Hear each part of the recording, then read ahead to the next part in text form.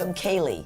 Every year I go into debt. Well, welcome to the club. Every year I go into debt trying to be a good Christmas person and get presents. So is there some kind of rule of thumb, like how much of my weekly or monthly salary should be budgeted for this? I take home $3,000 a month.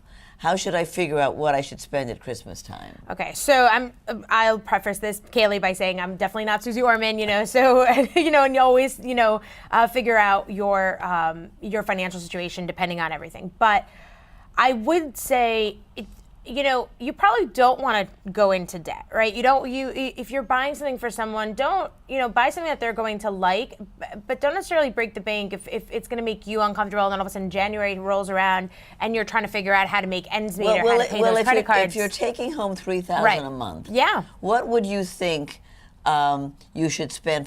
Should you spend $3,000 on Christmas gifts? Should you spend only a third of what you take home a month? Or 2 months? I think it's a very good question because everybody's looking for, how do I do this? How do I figure this out? Exactly. I think that I